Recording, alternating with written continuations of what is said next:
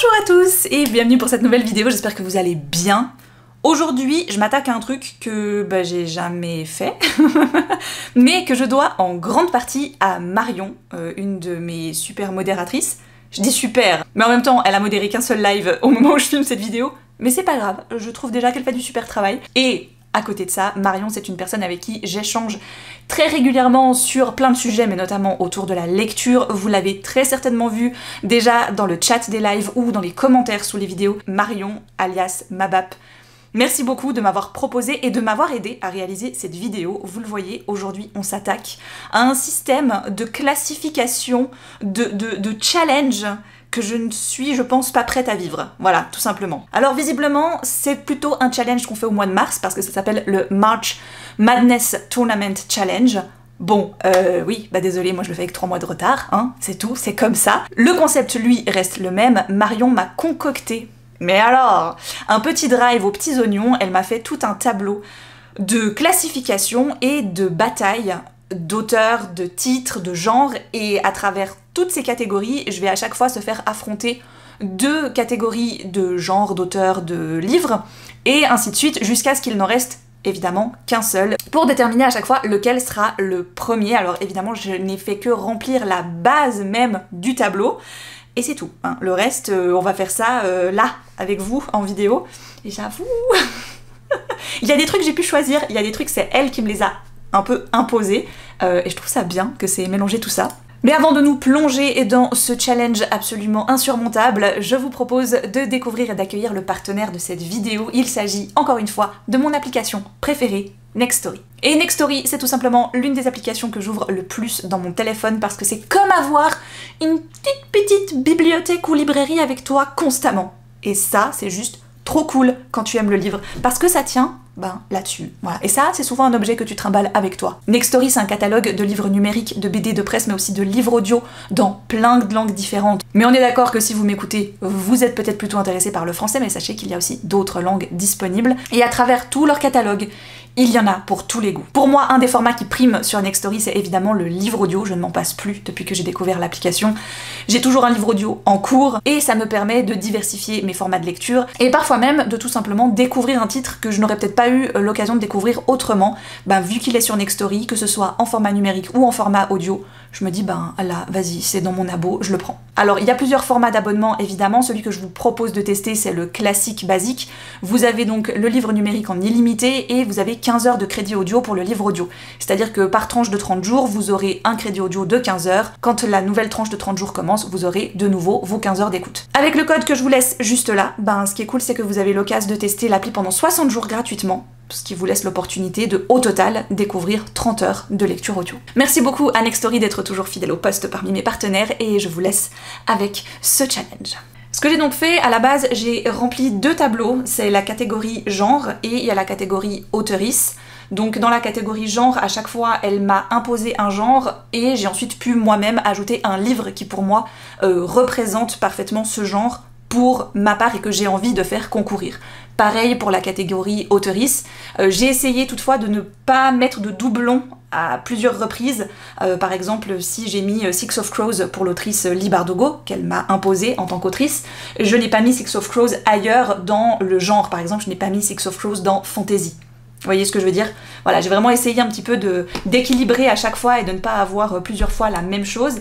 Là où elle ne m'a pas laissé le choix, c'est dans la catégorie saga, où c'est elle-même qui a été me mettre des sagas que j'avais lues. Donc là, ça va être la totale surprise pour ma part et on verra quelle saga l'emporte. On est donc parti, je vais commencer par le premier qui arrive, c'est-à-dire le genre littéraire. Donc on va commencer, à chaque fois c'est les 2 genres les uns sous les autres qui vont s'affronter, donc il y en a clairement, ça va être assez facile parce que pour moi aujourd'hui il y en a évidemment un qui gagne par rapport à l'autre, mais donc on a jeunesse lu quand on était enfant, après plus tard il y a un jeunesse mais lu en tant qu'adulte, il y a du nature writing, la fantasy, sorcière, qu'elle a plutôt mis dans les catégories thématiques plus qu'un genre.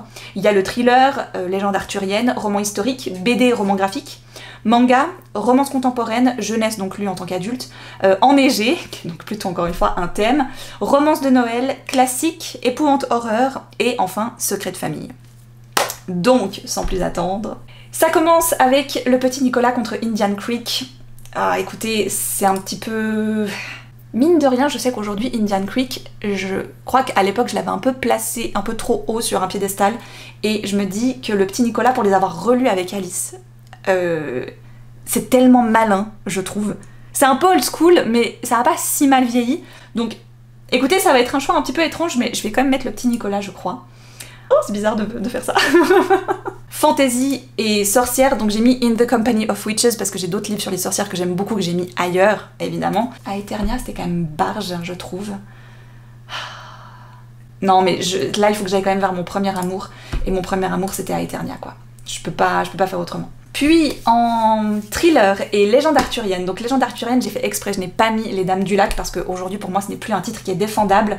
J'ai mis donc le Crépuscule des Elfes, qui est une trilogie semi-fantasy arthurienne de Louis Fedgen que j'ai adoré à l'époque, que j'ai essayé de relire pendant le Covid.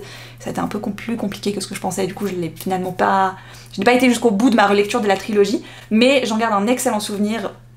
Cela dit, Shutter Island, c'est quand même un thriller qui... Encore aujourd'hui, je me dis, il est quand même incroyable. Je vais mettre Shutter Island. Ensuite, on a un roman historique versus BD roman graphique. Ce qui est bien, c'est que j'ai mis une BD historique d'un côté, comme ça va mélanger un petit peu les... Enfin, ça va pas trop se mélanger. Donc j'avais mis Ces rêves qu'on piétine pour les romans historiques, parce que je ne suis pas une grande lectrice de romans historiques, vous l'avez peut-être vu.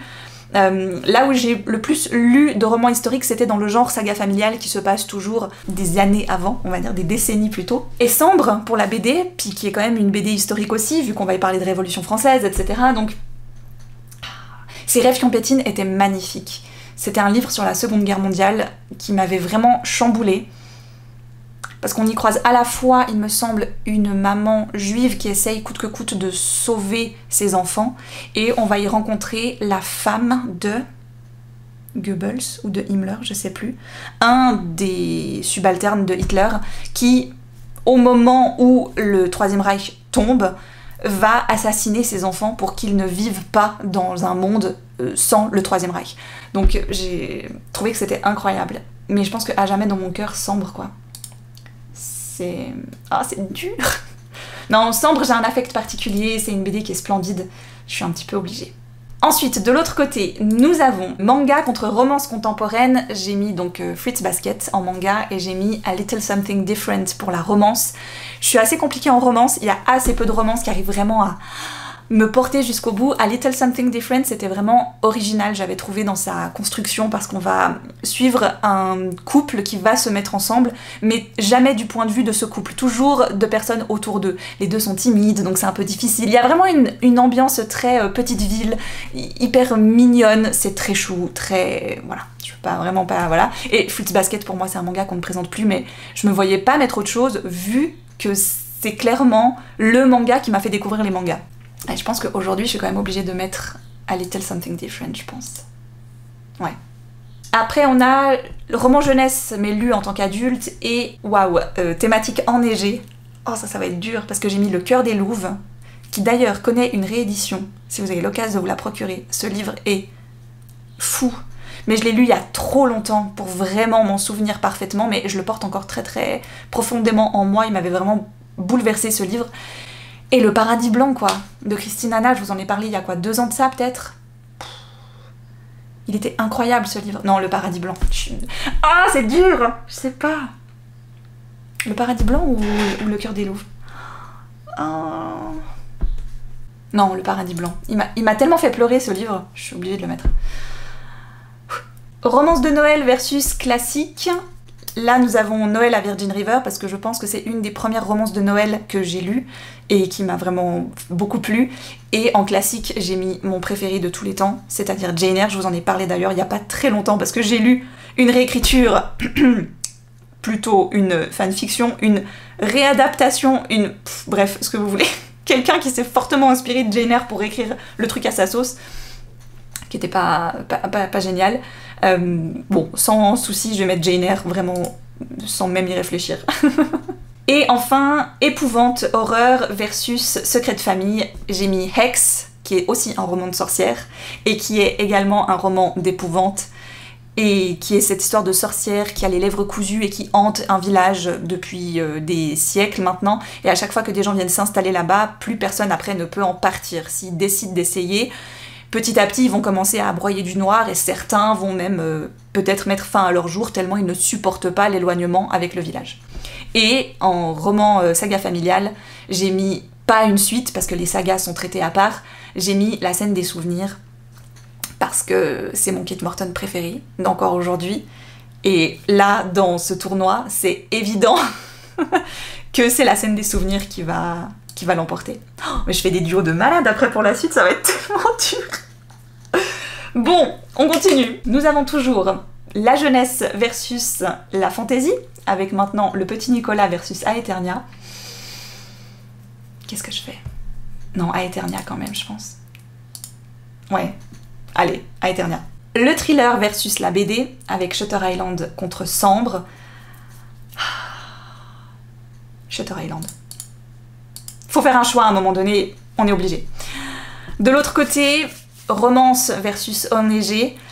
Ce sera enneigé, c'est le paradis blanc. C'est là aussi, pas trop de questions. Je pense que c'est dur et en même temps c'est presque évident. Oh, ça fait des duos de fou. Puis on a classique versus saga familiale. Kate Morton, la scène des souvenirs. Oh. Ce qui fait qu'on se retrouve en fantasy versus thriller. Aeternia contre Shutter Island, c'est des très bons... je trouve que c'est des très bonnes répartitions. Parce que d'un côté, on a fantasy thriller, de l'autre côté, on a enneigé saga familiale. Les deux, à chaque fois... sont un peu similaires. À Aeternia, dans sa façon d'être racontée, c'est un petit peu un thriller, mais en mode fantasy. Parce que finalement, t'as cette attaque de convoi de ce gladiateur en retraite qui est parti et qui a été attaqué. Lui va ensuite un petit peu se faire avoir et participer à une guerre qui n'est pas la sienne. Et vraiment, il y a tout un fondement un peu intriguant. Il y a beaucoup d'intrigues politiques, etc. que j'ai trouvé presque un peu construit comme des fois un roman à suspense. Et bon, Shutter Island, qui pour moi est le thriller number one. Mais alors va pour les départager, c'est chaud. Et de l'autre côté, c'est pareil, parce que le paradis blanc versus la scène des souvenirs, je veux dire, ils sont les deux hyper forts. Là, c'est dur. Avant, ça allait. Là, maintenant, c'est très dur. Je vais mettre... Je vais mettre Shutter Island. Et je vais mettre... la scène des souvenirs encore. Ce qui fait que là, lequel est-ce que je mets en winner, quoi? C'est dur. Donc ce qui s'affronte finalement, c'est saga familiale, secret de famille, quoi, on va dire, avec thriller. Qui sont des genres que j'adore. Hein. Oh, c'est dur. Non, la scène des souvenirs. Je suis désolée. Il m'a tellement bouleversé ce truc que je suis obligée de mettre celui-là. Il m'a tellement... Ouais, je pense que je suis... Ah, mais c'est plus difficile que ce que je pensais. Phew, ça, c'était le premier. On s'attaque aux auteurices. Donc là, on a plusieurs auteurs en lice. On a Lily Bardugo, on a Pierre Bottero, Sarah Morgan, Laura Kashishke, Anne-Laure Bondou, Pete Fromm, Samantha Bailly, Nicolas Beuglé, Gabriel Katz, Sophie Jomain, Franck Tillier, Pierre Péju, Rainbow Rowell, Kate Morton, Arto Pasilina et Suzanne Fletcher. À chaque fois, c'est Marion qui a sélectionné les auteurs. De mon côté, j'ai mis les livres que je voulais être en concurrence pour chacun d'eux. Donc finalement, je vais juger les livres, c'est grâce aux livres que j'ai sélectionnés pour chaque auteur que ça va permettre à un auteur de gagner ou non. Donc on commence entre Six of Crows et Zouk, qui est donc Pierre Bottero et Lily Bardugo. Pierre Bottero, j'ai volontairement pas mis ses sagas, parce que je voulais éviter au maximum de mettre des sagas. Surtout que Marion m'a mis une saga de Pierre Bottero plus tard dans le tournoi des sagas. Je sais pas si elle l'imaginait comme ça à part ça, ou si elle pensait que je le ferais en 3 vidéos. Moi je me suis dit que j'allais le faire tout en un, parce que en fait on se prend au jeu, t'as envie de continuer. Encore, un tournoi. Donc Six of Crows ou Zouk, le combat est assez inégal, j'avoue, parce que Six of Crows est très très récent dans ma mémoire, que j'ai beaucoup aimé. Donc je vais mettre Six of Crows. Voilà. Pour Sarah Morgan, j'ai mis Noël surprise dans les Highlands, et pour Laura Kashishke, j'ai mis Esprit d'hiver, bien évidemment. Là aussi, les deux ne sont pas affrontables quand on y pense. Mais je vais mettre Esprit d'hiver. Cela dit, Noël surprise dans les Highlands était vraiment un de mes Sarah Morgan favoris. Je l'ai trouvé génial. Oh, Anne-Laure Bondou avec La Princietta et le Capitaine, et Mon désir le plus ardent avec Pete Fromm. Mon désir le plus ardent, il m'avait tellement émue. J'avais été vraiment époustouflée par ce texte. Parce que je trouve que Pete Fromm, il va jamais dans le pathos pour te faire pleurer absolument, mais il est toujours très juste dans sa façon de décrire ses personnages, autant masculins que féminins. Pourtant, souvent, je suis assez méchante avec les auteurs masculins qui essayent d'écrire des personnages féminins, parce que bien souvent, ils n'y arrivent pas bien. C'est pas que je veux volontairement être méchante, mais la plupart du temps, je suis assez déçue de la façon dont ils s'y prennent. Pete Fromm, pour moi, est une exception. Il arrive vraiment très bien à s'en sortir. Et dans Mon désir le plus ardent, c'était vraiment, vraiment incroyable. Mais La Princietta et le Capitaine de Anne-Laure Bondou, j'ai un affect vraiment, vraiment particulier avec ce texte. Je vais mettre celui-là, je crois. Oh, c'est dur. Ah, le prochain aussi, c'est dur. C'est Samantha Bailly contre Nicolas Beuglé. Pour Samantha Bailly, j'ai mis Ce qui nous lie. Si vous êtes là depuis les débuts de la chaîne, c'est un des premiers livres qui m'a retourné comme une crêpe, on va dire. Je me souviens en tout cas avoir vraiment terriblement ressenti ce livre. Déjà, le personnage s'appelle Alice. Ce n'est pas anodin que ma fille s'appelle Alice. Cette Alice-là, celle de Samantha Bailly, y a un petit peu contribué, qui peut voir les fils qui relient les gens. Donc des fois c'est bénéfique, des fois pas du tout, parce qu'elle peut aussi voir les gens qui ont des liaisons, par exemple. Et un jour, elle va rencontrer un jeune homme dans son travail où elle ne voit rien, aucun fil. Et donc elle espère un petit peu pouvoir construire quelque chose avec lui, parce qu'enfin, elle aura ce côté aveugle finalement des relations qu'elle peut voir chez tout le monde. En face, on a le complot de Nicolas Beuglé, qui est vraiment mon Nicolas Beuglé préféré. Je pense que c'est son roman le plus abouti, qui est... Oh, qui se transforme en lecture de la haine à un certain moment, mais volontaire. Enfin, c'est pas que t'es contente d'être en colère, mais un peu si t'es contente d'être en colère. C'est-à-dire, est-ce que je sélectionne ce qui nous lie pour qu'il affronte ensuite La Princietta et le Capitaine, et quand, voilà, ça fait un duo assez cohérent en termes de découverte, hein, parce que j'ai découvert ces livres pas vraiment à la même période, mais où j'étais beaucoup plus jeune. Je suis pas prête, vraiment, c'est dur, c'est vraiment chaud à faire. Je vais mettre Ce qui nous lie, je crois. De l'autre côté, on a Gabrielle Katz qui affronte Sophie Jomain. Donc à Eternia, à nouveau, j'aurais pu mettre Le Puits des Mémoires, je vous avoue. Mais voilà, j'ai rechoisi de mettre à Eternia, où les personnages s'éveillent sous les flocons. Franchement, pour celui-ci, ça ne va vraiment pas être dur. Je crois tout simplement que je ne suis pas faite pour aimer la plume de Sophie Jomain plus que ça. Donc je choisis à Eternia, sans souci. Puis nous avons Franck Tillier qui va affronter Pierre Péju. Puzzle contre la petite chartreuse. C'est marrant parce que c'est tous des livres dont je vous ai parlé il y a pas très longtemps dans ma fresque du livre, presque on pourrait dire, de toutes ces lectures qui m'ont accompagnée au fil des années.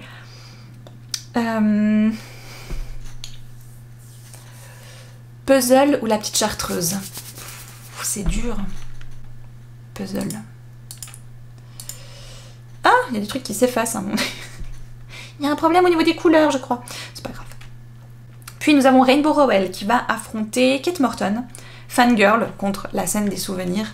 Bon, La Scène des Souvenirs a gagné avant. Ça va. On va mettre Fangirl. Non mais Fangirl, c'est vrai que c'est un peu particulier. Voilà. Puis nous avons Arto Pasilina contre Suzanne Fletcher. Évidemment, pour Suzanne Fletcher, j'ai mis Un bûcher sous la neige. Pour Arto Pasilina, j'ai mis La douce empoisonneuse, que j'ai adorée. Cette petite vieille qui, sans faire exprès, va empoisonner des gens. Et ce qui va lui permettre de survivre. Voilà, c'est très drôle. Si vous avez l'occasion de le lire, oh, il est génial. Mais c'est vrai que je vais faire gagner Un bûcher sous la neige sans trop me prendre la tête. Basculons au prochain avec Lee Bardugo contre Laura Kashishke. Six of Crows contre Esprit d'hiver. On va aller encore une fois sur Six of Crows. J'ai trop envie. La Princietta et le Capitaine, entre Ce qui nous lie. D'ailleurs, j'ai fait une faute, j'ai mis La Capitaine. Ça pourrait être une réécriture intéressante. Et Ce qui nous lie de Samantha Bailly. Je pense que c'est l'enfance qui va l'emporter. Et je vais choisir la Princietta et le capitaine. Et la capitaine, visiblement. Là aussi, j'aime beaucoup ce duo. Aeternia se retrouve toujours en face d'un autre thriller, c'est marrant. Puzzle ou Aeternia? Non, Aeternia quand même, c'était plus abouti. Puzzle, je pense que si je le relisais aujourd'hui, ce Franck Tillier, ça a été le premier avec lequel j'ai découvert l'auteur. C'était super bien, mais je pense que si je le relisais maintenant, je verrais quand même pas mal de ficelles à mon avis. Ça c'est un duo de choc, Fangirl contre Un bûcher sous la neige, soit deux énormes coups de cœur quand même. Vraiment gigantesques. Je commence à avoir des duos impossibles. Amsterdam, Pigamy, qui connaît un mot, 1, 2, 3. Fangirl. Amsterdam, il a dit Fangirl, mais en même temps. J'ai pas envie de choisir! Non, c'est pas possible! C'est pas possible! Je suis embêtée. Ils sont tellement différents. Les deux n'ont rien à voir. Je suis désolée, Rainbow. Bon, on arrive dans les catégories difficiles. On va s'attacher tout ça, hein, parce que... En plus, il fait chaud. Tout ça. Il nous reste Lee Bardugo contre Anne-Laure Bondou. Six of Crows contre La Princietta. Six of Crows. Non, Un bûcher sous la neige, je suis obligée. Waouh, le combat des titans! Des titanes? Des déesses en tout cas. Suzanne Fletcher contre Lee Bardugo. En même temps, je sais que Lee Bardugo, je peux quasiment à chaque fois lui faire confiance. Je n'ai jamais été réellement déçue. Je dis pas que Suzanne Fletcher j'ai été déçue, mais je trouve que son style diffère vraiment beaucoup d'un roman à un autre, pour en avoir lu quand même plusieurs. Et ce que j'ai découvert dans Un bûcher sous la neige me semble limite être écrit par quelqu'un d'autre. Donc, même si c'est un livre que je trouve absolument génial, il va arriver en deuxième position et je vais mettre gagnante Lee Bardugo avec Six of Crows. Padam. Il devait bien arriver à un moment donné, lui, non? Bon, alors... Pour le coup, on s'attaque aux sagas. Je pense que c'est le truc qui me fait le plus peur, parce que là, c'est pas moi qui ai choisi. Elle a choisi donc des séries où j'ai lu plus de, elle m'avait dit 3 ou 4 tomes, je crois. Ce qui fait qu'ensuite, moi, je n'ai pas été sélectionner des titres de ces sagas-là pour les tournois d'avant. Donc là, c'est parti. On commence avec l'affrontement Le goût du bonheur versus Les Chroniques de Narnia. Bon, c'est un... Là, pour l'instant, c'est facile. Je vais mettre Le goût du bonheur. Allez. J'ai un problème avec les couleurs qui se décalent, mais bon, c'est pas grave. Puis, nous avons Charlie Davidson versus Twilight. Non, Charlie. Les Orphelins Baudelaire versus Magie Blanche, sorcière, de Kate Tiernan. Ça fait 15 volumes, c'est indécent aussi, cette taille de série. Mais Les Orphelins Baudelaire est beaucoup plus grinçant et beaucoup plus... innovant, j'ai trouvé, dans sa façon d'aborder une saga pour des enfants. J'ai trouvé que c'était assez innovant, donc je vais faire ces deux-là. Puis nous avons Grisha versus Val Jalbert. C'est pour ça que je m'étais permise de choisir Six of Crows plus tôt.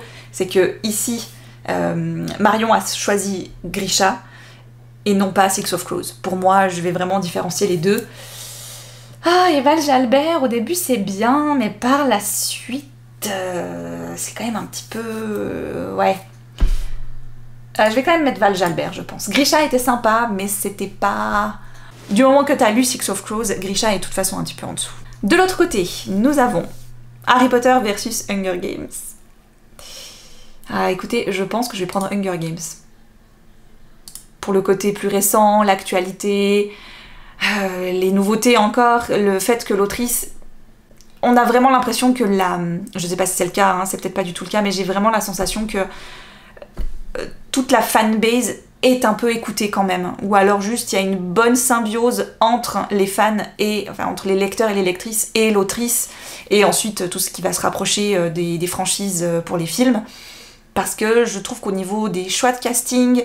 des histoires qu'on aimerait lire également, j'ai l'impression, peut-être que je me trompe, mais qu'on est écouté et que Suzanne Collins prend un petit peu en compte les histoires qu'on aimerait lire. Et moi je trouve ça super, surtout qu'elle a un univers gigantesque, tellement passionnant, et au lieu d'essayer coûte que coûte de faire du réchauffé encore et encore, ce qu'on pourrait croire hein, finalement, le fait de nous raconter des histoires de personnages qu'on connaît dans Hunger Games, mais de savoir comment, pourquoi ils en sont arrivés là, je trouve ça vraiment chouette, et voilà, vraiment je trouve que c'est une très très bonne saga.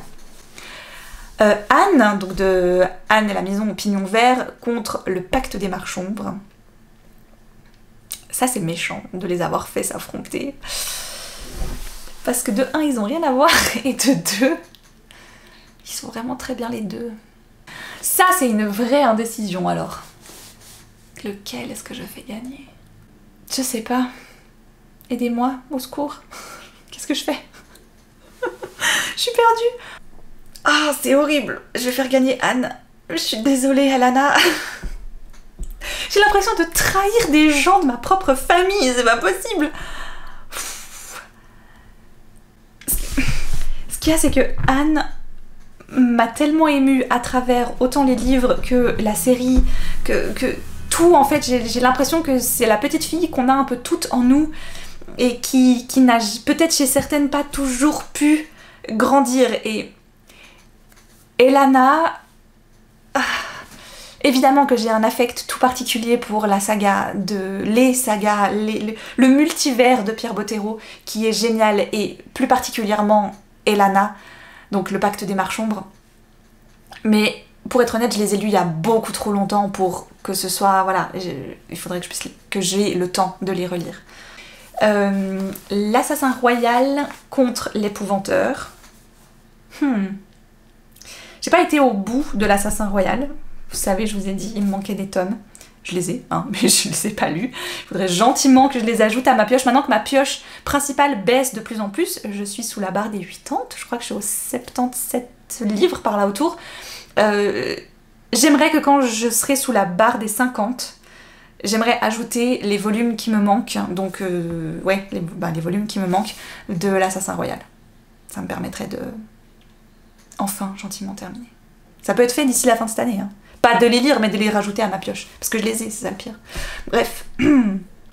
C'est les deux des apprentis, quelque part. C'est les deux des enfants un peu spéciaux. C'est... Disons qu'à la fin, l'épouvanteur m'a un peu saoulée. Alors que le début, je le trouve génial jusqu'au tome 6. Mais j'ai pas fini l'assassin royal, totalement. J'ai fini le premier arc. Je vais mettre l'assassin royal quand même. Et enfin, nous avons les outrepasseurs contre la quête des Willan. Là, le choix va être un peu plus simple. Je vais accorder mon point à la quête des Willan parce que pour moi, les outrepasseurs est une très bonne trilogie, mais n'est pas une bonne série. Je vous en ai parlé, le tome 4 pour moi n'existe pas. Bien, reprenons. Faisons s'affronter Le Goût du Bonheur versus Charlie Davidson. Oh, j'essaye d'imaginer Gabrielle de la famille dans Le Goût du Bonheur qui rencontre Charlie. Je pense qu'elle aurait été copine avec Adélaïde, Charlie. Je pense que c'est un bon mélange. Gabrielle a une fille qui s'appelle Adélaïde dans Le Goût du Bonheur, qui est un petit peu son petit troublion, quoi, on va dire, qui est une jeune fille un petit peu rebelle pour les années où elle vit. Et je pense que Charlie lui aurait beaucoup plu. Donc les faire s'affronter, c'est dur. J'ai eu un torrent de larmes à la fin du deuxième volume du Goût du Bonheur. Je vais être obligée de les mettre... Non, je suis pas obligée, mais je vais le mettre. Puis sacrifier Reyes, tant pis, dans Charlie, c'est pas grave. Reyes, aka le fils du diable. Puis nous avons les orphelins Baudelaire qui affrontent Valjalbert. Même si ça tire un petit peu en longueur aussi chez les orphelins Baudelaire, je trouve que encore une fois, l'innovation de la plume est beaucoup plus présente. Valjalbert, ça finit quand même beaucoup en ouin-ouin. Et au bout d'un moment, les ouin-ouin, ça me gave. Je vais donc mettre les orphelins Baudelaire. Imaginez Anne de la maison au pignon vert qui se retrouve dans l'arène des Hunger Games. Comment est-ce qu'elle pourrait survivre? J'ai très peu d'espoir pour elle. En fait, les deux séries me font vivre des émotions tellement radicalement opposées. Avec Hunger Games, pour moi, t'as le palpitant qui est constamment, tu sais, parce que tu sais jamais ce qui va leur arriver à ces pauvres gamins, tu sais qu'ils sont dans la mouise, qu'à tout moment ils peuvent crever, et donc je suis toujours stressée quand je les lis. Mais c'est un bon stress, tu sais, c'est le stress de qu'est-ce qui va leur arriver? Anne m'apporte tellement d'apaisement et de joie et de bien-être et je pense que notre monde manque clairement de personnes comme Anne. Je vais donc la faire gagner face à Hunger Games. Puis l'assassin royal contre la quête des Willan. Je vais quand même mettre l'assassin royal. J'ai tellement aimé l'univers, j'ai tellement envie de retourner dedans que je vais le mettre. Le goût du bonheur ou les orphelins Baudelaire. Bon, je les aime bien ces orphelins, mais à un moment donné, je vais les remettre à l'orphelinat, je suis désolée, c'est horrible. Je vais quand même faire gagner le goût du bonheur. Puis nous avons Anne contre l'assassin royal, et je vais faire gagner Anne. Ce qui fait que j'ai un combat de fin, une finale très intéressante entre le goût du bonheur et Anne. Et encore une fois, je pense que Anne aurait été super bien accueillie en plus chez la famille du goût du bonheur. Et c'est marrant parce que ils vivent pas très loin. Parce que Anne est sur l'île du Prince-Édouard et le goût du bonheur, la famille vit entre Montréal, Québec, etc. Donc, enfin oui, ils sont quand même loin, parce que pour nous sur une carte ça paraît pas loin, mais en vrai c'est quand même pas mal loin, mais enfin vous voyez ce que je veux dire. Je sais pas. Est-ce que je fais gagner, tu vois, la douceur et la naïveté de l'enfance, ou est-ce que je fais gagner une saga, enfin une trilogie qui m'a bouleversée au possible? Je vais faire gagner le goût du bonheur.